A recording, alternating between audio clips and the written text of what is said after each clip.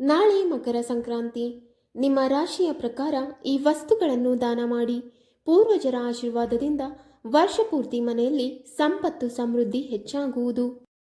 ಮಕರ ಸಂಕ್ರಾಂತಿ ಎಂದು ದಾನ ಮಾಡುವುದು ತುಂಬ ವಿಶೇಷವೆಂದು ಪರಿಗಣಿಸಲಾಗಿದೆ ಮತ್ತು ಈ ದಿನದಂದು ನೀವು ನಿಮ್ಮ ಪೂರ್ವಜರ ಹೆಸರಿನಲ್ಲಿ ತರ್ಪಣವನ್ನು ಅರ್ಪಿಸಿದರೆ ಅದು ಅನೇಕ ಪೂರ್ವಜರ ದೋಷಗಳಿಂದ ಮುಕ್ತಿಯನ್ನು ತರುತ್ತದೆ ಮತ್ತು ಮನೆಯಲ್ಲಿ ಸಮೃದ್ಧಿಯನ್ನು ತರುತ್ತದೆ. ಈ ದಿನದಂದು ಕೆಲವು ವಿಶೇಷ ವಸ್ತುಗಳನ್ನು ದಾನ ಮಾಡುವುದು ತುಂಬ ಮಂಗಳಕರವೆಂದು ಪರಿಗಣಿಸಲಾಗುತ್ತದೆ. ಈ ದಿನದಂದು ಮುಖ್ಯವಾಗಿ ಅಕ್ಕಿ ಮತ್ತು ಉದ್ದಿನ ಬೇಳೆಯನ್ನು ದಾನ ಮಾಡುವುದು ವಿಶೇಷವಾಗಿದೆ. ಆದರೆ ನಿಮ್ಮ ರಾಶಿಯ ಪ್ರಕಾರ ನೀವು ದಾನ ಮಾಡಿದರೆ ಅದರಿಂದ ಅನೇಕ ಪ್ರಯೋಜನಗಳನ್ನು ಪಡೆಯಬಹುದು ಎಂದು ನಂಬಲಾಗಿದೆ.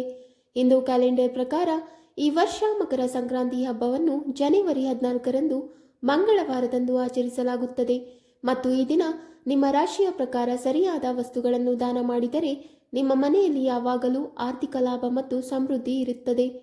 ನೀವು ಯಾವ ವಸ್ತುಗಳನ್ನು ದಾನ ಮಾಡಬೇಕೆಂದು ತಿಳಿಯಲು ಈ ವಿಡಿಯೋವನ್ನು ಸಂಪೂರ್ಣವಾಗಿ ನೋಡಿ.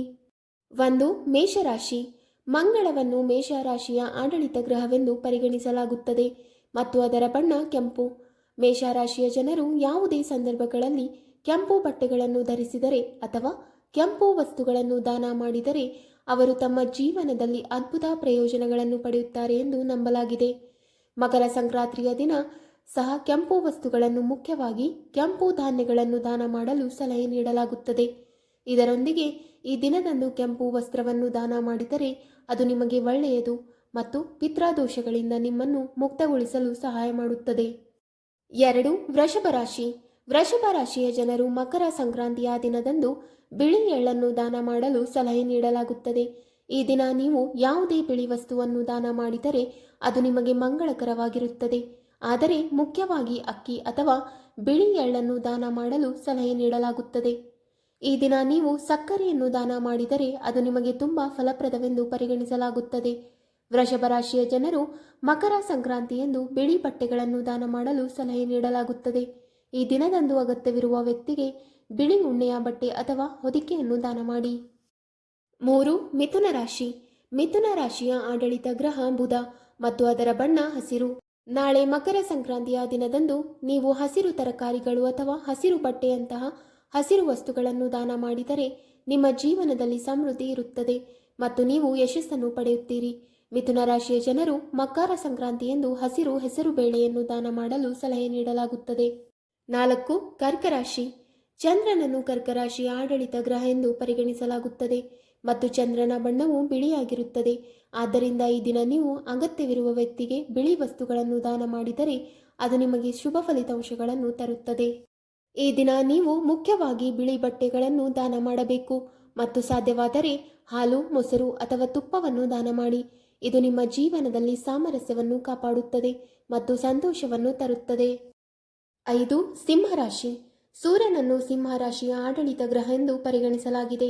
ಮಕರ ಸಂಕ್ರಾಂತಿಯ ದಿನದಂದು ನೀವು ಸೂರ್ಯನಿಗೆ ಸಂಬಂಧಿಸಿದ ವಸ್ತುಗಳನ್ನು ದಾನ ಮಾಡಿದರೆ ಅದು ನಿಮಗೆ ಲಾಭದಾಯಕವಾಗಿರುತ್ತದೆ. ಈ ದಿನ ಬೆಲ್ಲ, ಎಳ್ಳು ಚಿಕ್ಕಿ, ಕಡಲೆಕಾಳು ಮತ್ತು ಎಳ್ಳು ಲಡ್ಡುಗಳನ್ನು ದಾನ ಮಾಡಿದರೆ ನಿಮಗೆ ಲಾಭವಾಗುತ್ತದೆ. 6. ಕನ್ಯಾ ರಾಶಿ. ಬುಧವನ್ನು ಕನ್ಯಾ ರಾಶಿಯ ಆಡಳಿತ ಗ್ರಹವೆಂದು ಪರಿಗಣಿಸಲಾಗುತ್ತದೆ ಮತ್ತು ಹಸಿರು ವಸ್ತುಗಳನ್ನು ದಾನ ಮಾಡುವುದು ನಿಮಗೆ ತುಂಬ ಮಂಗಳಕರವೆಂದು ಹೇಳಲಾಗುತ್ತದೆ. ಈ ದಿನ ಹಸಿರು ಬೇಳೆಕಾಳುಗಳನ್ನು ಅಥವಾ ಕಿಚಡಿಯನ್ನು ದಾನ ಮಾಡಿ. ಈ ದಿನ ಕಿಚಡಿ ತಯಾರಿಸಿ ಬಡವರಿಗೆ ತಿನ್ನಿಸಿದರೆ ಪಿತೃದೋಷ ನಿವಾರಣೆಯಾಗುತ್ತದೆ. ಈ ದಿನದಂದು ನೀವು ಅಗತ್ಯವಿರುವವರಿಗೆ ಹಸಿರು ಕಂಬಳಿಗಳನ್ನು ಸಹ ದಾನ ಮಾಡಬಹುದು. 7. ತುಲಾರಾಶಿ.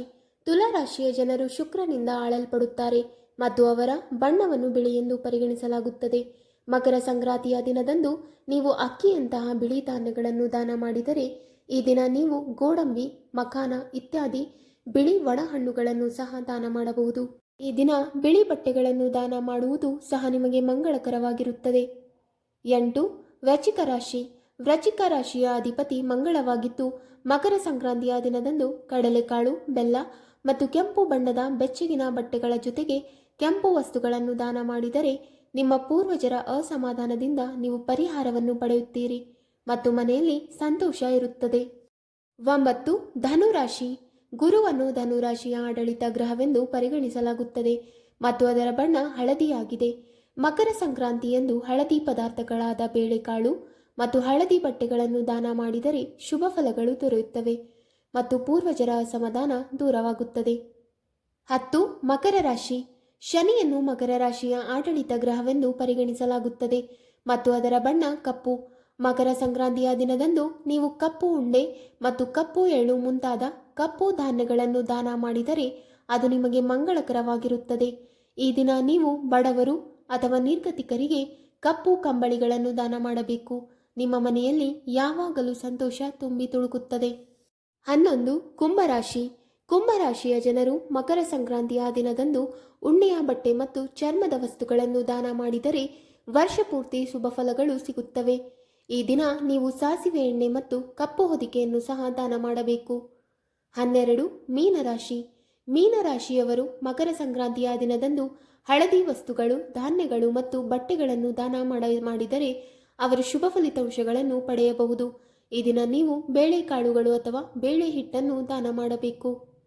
ವೀಕ್ಷಕರೇ, ನಿಮಗೆ ಈ ಮಾಹಿತಿ ಇಷ್ಟವಾದಲ್ಲಿ ವಿಡಿಯೋಗೆ ಲೈಕ್ ಮಾಡಿ, ಶೇರ್ ಮಾಡಿ ಹಾಗೂ ಕಮೆಂಟ್ ಮಾಡಿ. ಇಂತಹ ಮುಂದಿನ ವಿಡಿಯೋಸ್ಗಳಿಗಾಗಿ ನಮ್ಮ ಚಾನಲನ್ನು ಸಬ್ಸ್ಕ್ರೈಬ್ ಮಾಡಿ. ಧನ್ಯವಾದಗಳು.